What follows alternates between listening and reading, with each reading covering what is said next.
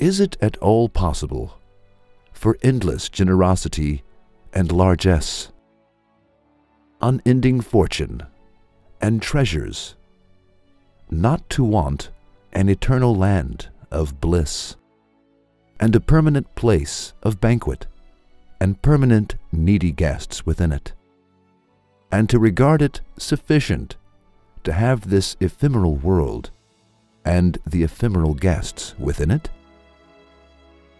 Definitely not. This world cannot be a real place for generosity and largesse. It might be a place for only 1 part of 1,000,000 parts of the generosity.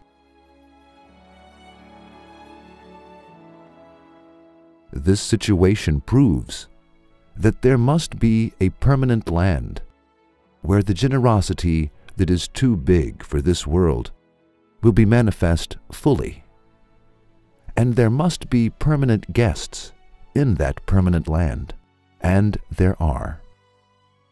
We will examine this proof under 2 headings.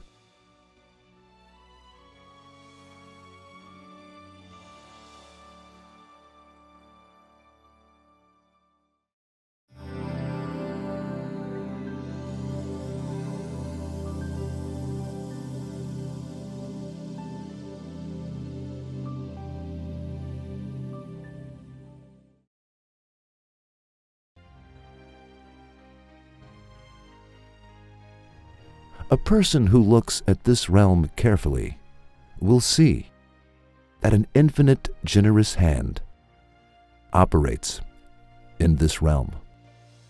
Do you want proof for it? Then pay attention.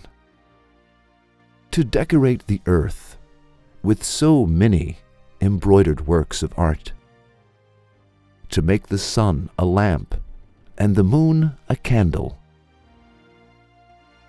to make the earth a table of food, and to fill it with the most beautiful kinds of food, to make trees with fruit bowls, and to renew those bowls in each season, to make people eat honey, a sweet food, out of a poisonous insect, and wear silk, a soft material, clothes out of the silkworm, to make animals like the sheep, goats, cows, a milk factory, to decorate dry trees like bones in the style of the Auris of Paradise, and mount very nice, embroidered flowers on their thin branches, to create each creature out of nothing, and to equip each creature with very valuable organs. They definitely show endless generosity and infinite largesse. We do not know. Is it necessary to explain the generosity in this realm?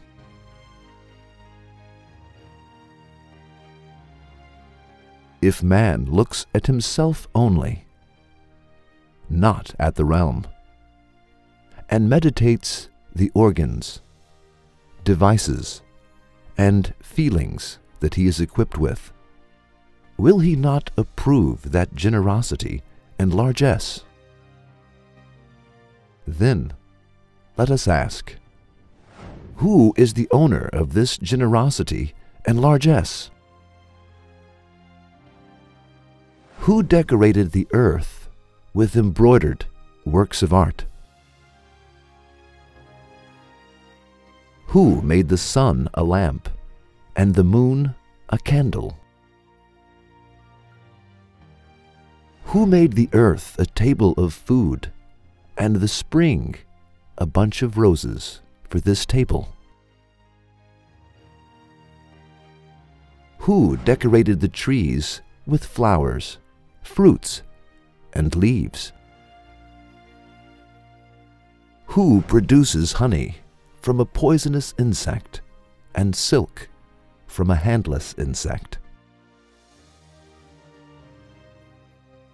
Who makes some animals fountains of milk for us? Who creates those endless creatures out of nothing and equips them with all kinds of organs and devices? Is there any answer other than God to those questions? Who, other than God, can treat the creatures so generously and meet all of their needs and grant them so many things? Who, other than God, has unending treasures and fortunes? The light of the sun proves the existence of the sun.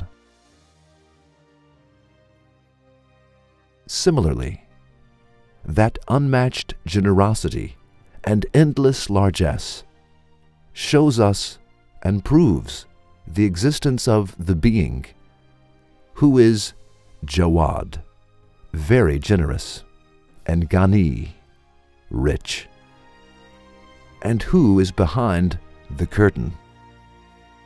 Now, it is time for the issue that this generosity necessitates the hereafter.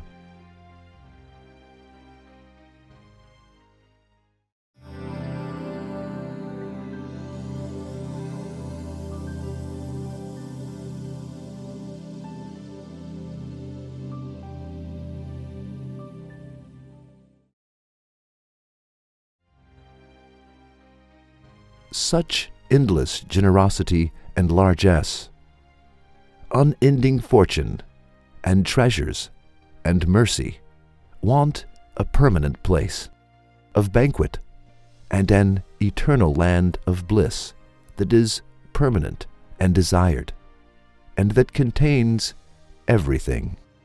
It definitely wants those who enjoy that banquet to stay permanently in that place of bliss so that they will not feel pains due to separation and death.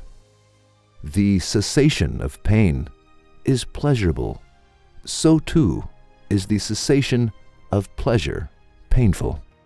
Such generosity does not want people to suffer such pain.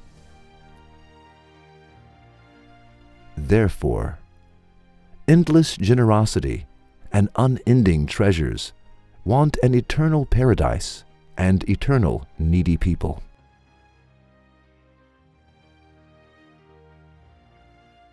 Endless generosity wants to give people endless grants and bounties.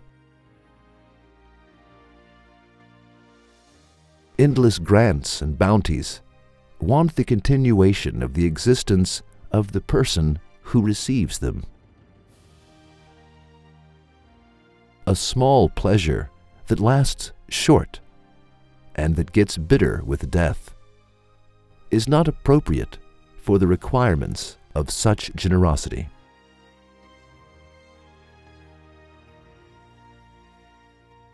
That endless generosity wants endless largesse and the permanence of the people it will bestow bounties upon. However, in this guest house of the world, people disappear quickly. They taste a tiny part of that generosity and grant, get up an appetite, but leave the world without feeling full and satisfied. Then there must be another land that is permanent, and the permanent guests of that land must be served and granted endlessly, so that the generosity will be manifest fully. Now, let us meditate again what we have learned about this proof in the form of items. 1. There seems endless generosity and limitless largesse in this realm. 2.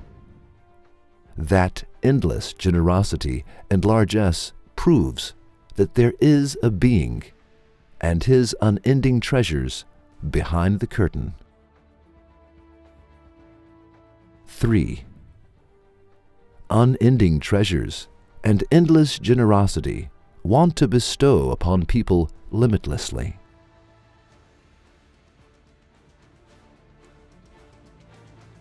4.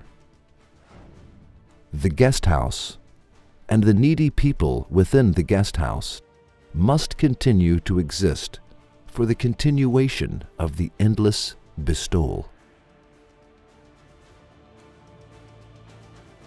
5.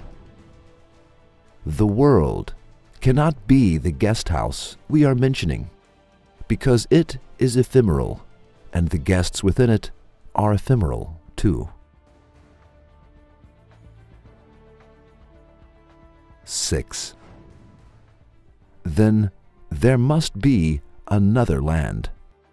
There must be eternal guests in that eternal land, and the owner of the generosity that is visible must bestow on his eternal guests in a way that fits him.